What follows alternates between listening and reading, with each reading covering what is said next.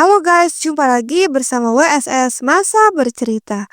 Pada tanggal 11 Oktober 2014, Jennifer Laude, seorang wanita transgender dan warga negara Filipina, ditemukan tewas di sebuah kamar di Selzon Lodge di kota tepi laut Olongapo.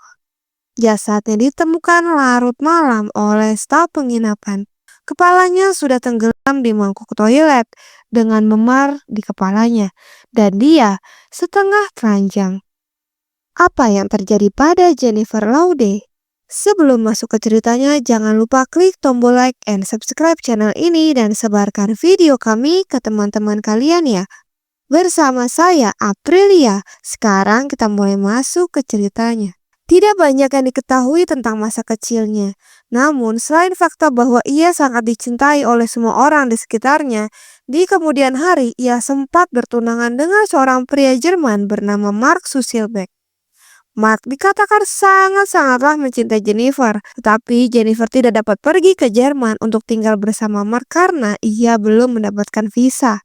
Hal itu membuat Mark hanya bisa bertemu dengan Jennifer saat Mark mengunjungi Filipina dan harus menjalani hubungan LDR.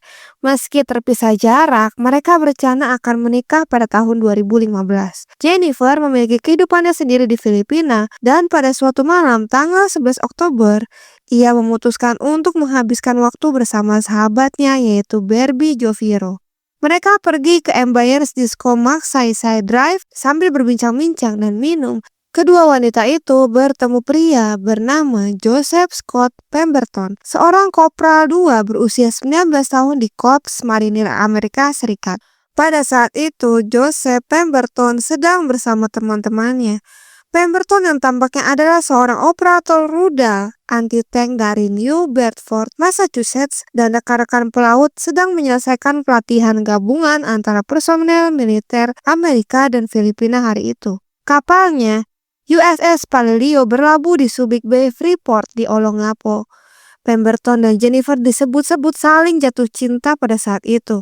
Mereka meninggalkan bar bersama dan pergi ke motel terdekat, yaitu Selzon Lodge, untuk one night stand. Teman mereka, yaitu Barbie, memutuskan untuk menunggu mereka di kamar lain. 30 menit kemudian, setelah mereka sampai di motel, Pemberton tiba-tiba keluar dari kamarnya sendiri. Menurut para saksi, sepertinya dia sedang terburu-buru karena dia bahkan tidak repot-repot menutup pintu kamar. Tak lama kemudian, jasad Jennifer ditemukan oleh staf. Penemuan itu menggemparkan Barbie yang tengah menunggu temannya. Berita itu juga mengejutkan keluarga Jennifer. Kantor Laboratorium Kejahatan Regional Medis merilis laporan setelah otopsi terhadap jasad Jennifer. Laporan tersebut menyimpulkan bahwa Jennifer meninggal karena sesak napas akibat tenggelam karena ditemukan banyak cairan di paru-parunya. Ada juga jejak memar di bagian atas kepala, mata, pipi, dan sekitar mulutnya. Lehernya juga dikatakan hampir menghitam karena dicekik. Selain itu, ada luka lecet di punggung bawah dan lengan kirinya. Setelah mendengar berita tersebut, Mark, yaitu kekasih dari Jennifer, langsung terbang ke Filipina 9 hari kemudian untuk berkabung atas kematian tunangannya.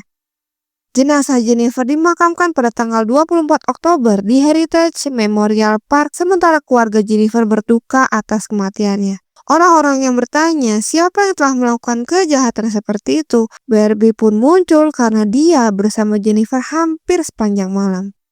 Barbie mengatakan bahwa Pemberton lah orang terakhir yang bersama Jennifer sebelum dia menghembuskan napas terakhirnya.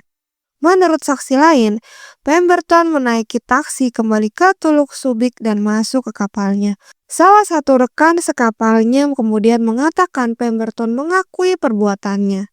Dia hanya mengatakan dia meninggalkan Jennifer tak sadarkan diri di kamar mandi.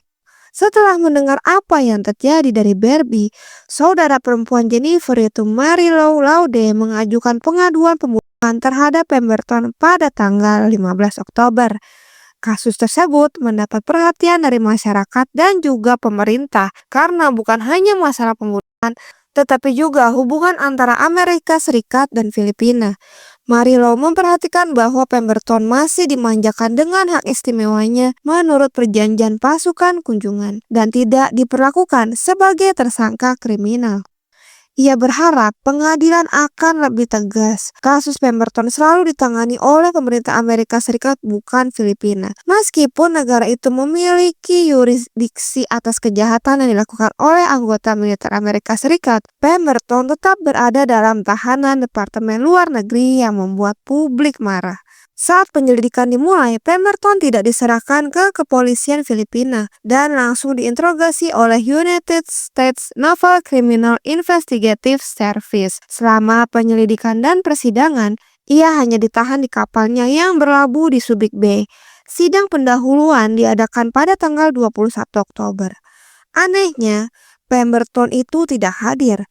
Pengacaranya yaitu Rowena Garcia Flores menyatakan bahwa ia tidak berkewajiban untuk ikut serta dalam sidang tersebut.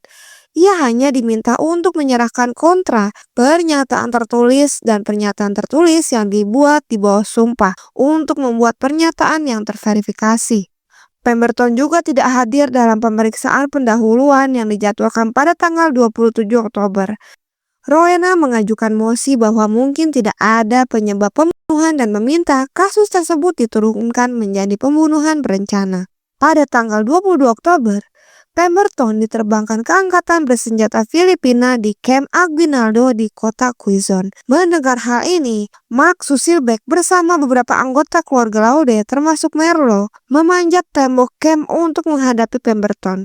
Namun mereka dihadang oleh petugas dan hal itu menyebabkan pertikaian. Mark dan Mary Lou dikawal keluar dari camp. Mark dideportasi kembali ke Jerman dan dimasukkan dalam daftar hitam negara tersebut. Hal ini semakin membuat marah masyarakat karena mereka melihat Mark dan Mary Lou hanya berusaha mendapatkan keadilan bagi korban dan mempersulit hidup tersangka yang dimanja oleh pemerintah.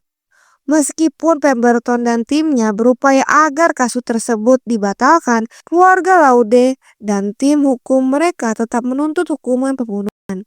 Tim hukum Pemberton menyatakan bahwa mereka tidak tahu apakah korban telah melakukan sesuatu yang membuat Pemberton merasa perlu membela diri dan bahwa luka yang diderita korban tidak berarti berakhir dengan kematian korban. Hal ini ditolak oleh tim hukum Jennifer yang mengatakan bahwa bukti kekejamannya terlihat jelas melalui uji forensik dan sains. Pada saat penyelidikan, polisi menemukan 3 kondom di kamar mandi tempat Jennifer ditemukan tewas. Barang bukti ini dibawa ke laboratorium untuk melihat apakah ada DNA tersangka seperti yang diminta oleh keluarga Jennifer. Hasil analisis dirilis pada tanggal 28 November. Sidik jari Pemberton ditemukan pada salah satu kondom dan pembungkus kondom. Anehnya, DNA yang ditemukan di dalam kondom tersebut tidak berasal dari Pemberton. Itu berarti orang lain mungkin telah berhubungan dengan Jennifer. Namun hal ini tidak membuktikan apapun dan Pemberton tidak bisa bebas juga. Karena para saksi melihatnya masuk ke kamar motel bersama Jennifer, pengacara keluarga Jennifer Laude mengatakan bahwa banyak orang sering mengunjungi Selzon Lodge, yang berarti banyak orang yang menggunakan kamar pada malam itu. Temuan ini tidak merusak kasus tersebut dan Pemberton tetap menjadi tersangka utama. Beberapa minggu berlalu sebelum kantor Kejaksaan Kota Olongapo mengajutkan, penangkapan tersebut kemudian dibenarkan oleh Pengadilan Daerah Olongapo Cabang 74 pada tanggal 16 Desember. Surat-surat pun dikirimkan ke Kedutaan Besar Amerika Serikat untuk menuntut hak asuh atas Pemberton. Ia kemudian menyerahkan diri kepada pihak berwenang Filipina dan akhirnya didakwa. Sementara semua pihak menunggu persidangan dimulai. Pemberton dan timnya melakukan segala yang mereka bisa untuk memastikan keadilan baginya. Mereka mengajukan mosi pembunuhan disertai pembelaan tidak bersalah. Tawaran pembelaan diajukan selama sidang pra-peradilan kedua pada tanggal 10 Maret. Sementara itu, keluarga Laude mencoba menghapus perlakuan khusus terhadap Pemberton dengan mengirimkan petisi untuk memindahkannya dari Camp Aguinaldo ke penjara Filipina seperti penjahat lainnya. Perjuangan untuk mendapatkan keadilan merupakan proses yang panjang dan melelahkan bagi keluarga Jennifer karena mereka berhadapan dengan pemerintah militer. Proses itu juga sulit bagi mereka karena kisah Pemberton terus-terusan berubah. Awalnya Pemberton mengaku telah mencegah Jennifer setelah ia mengungkapkan bahwa Jennifer adalah seorang wanita transgender. Jadi, pada saat ingin berhubungan badan, Jennifer ceritanya baru mengakui bahwa dia seorang transgender. Dipikir oleh Pemberton, dia adalah wanita tulen. Tapi kemudian dia berubah lagi nih omongannya.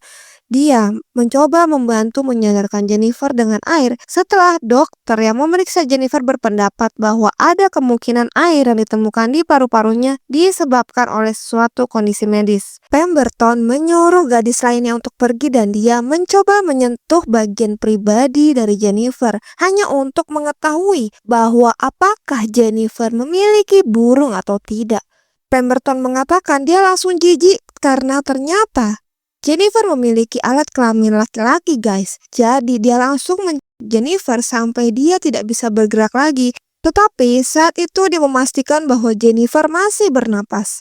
Dalam pembelaan Pemberton, Rowena menyatakan bahwa dia merasa ditipu dan berusaha menjaga kehormatannya sebagai seorang pria. Rowena juga menyebut bahwa Jennifer adalah seorang penipu. Seraya menambahkan Pemberton menjadi korban PSK tersebut.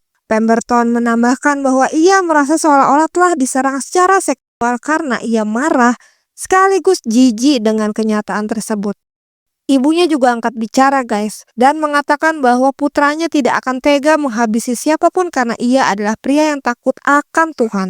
Lah, katanya pria yang takut akan Tuhan tapi dia datang ke bar dan cari cewek buat one night stand. Gimana dah?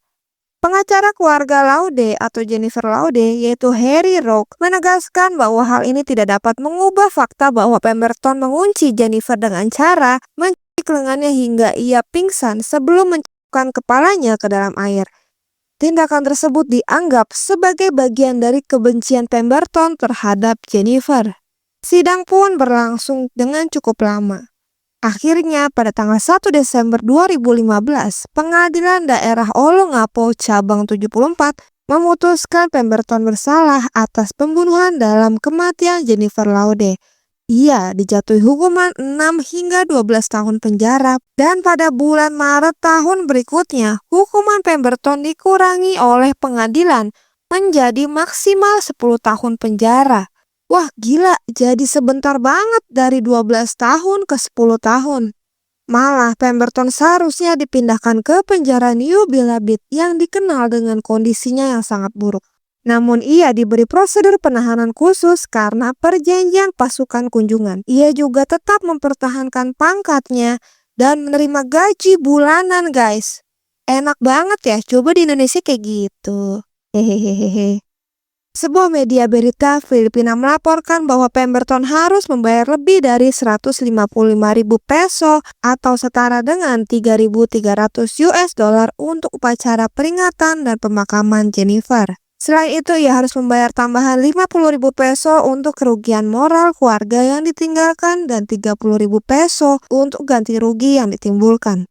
Menanggapi hal ini, Ibu Jennifer mengatakan bahwa tidak ada jumlah uang yang dapat membayar tahun-tahun yang ia habiskan untuk membesarkan anak kesayangannya tersebut. Keluarga Jennifer memiliki perasaan campur aduk tentang putusan tersebut karena dakwaan pembunuhan diturunkan menjadi pembunuhan berencana. Namun mereka senang karena Pemberton dikurung dan keadilan sedikit banyak ditegakkan. Tapi kebahagiaan mereka tidak berlangsung lama karena pengadilan daerah kota Olongapo mengabulkan sebagian mosi pertimbangan ulang Pemberton pada September 2020. Dan kurang dari seminggu setelah itu, pada 7 September, ia diberi pengampunan penuh oleh presiden saat itu yaitu Virgilio Duerte. Meskipun presiden berjanji untuk tidak melakukannya. Pemberton akhirnya hanya menjalani hukuman 5 tahun guys.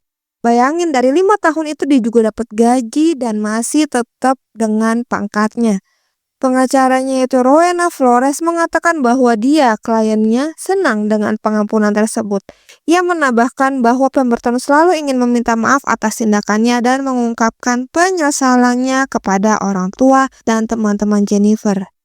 Ia tampaknya ingin bertemu langsung dengan keluarga Jennifer, tetapi malah disarankan untuk mengirim surat saja. Pengacara keluarga Jennifer yaitu Virgie Juarez mengatakan Pemberton tidak pernah mengirim surat atau mengajukan permintaan maaf dalam bentuk apapun. Pengampunan Pemberton disambut dengan kritik keras. Artinya dia ngibul guys.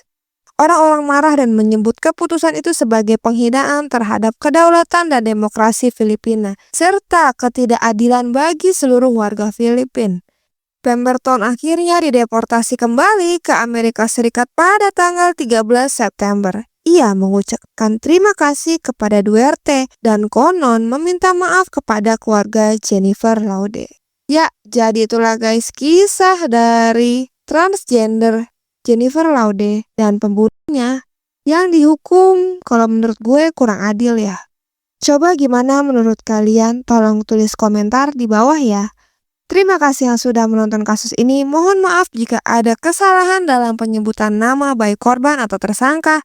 Sampai jumpa di kasus selanjutnya.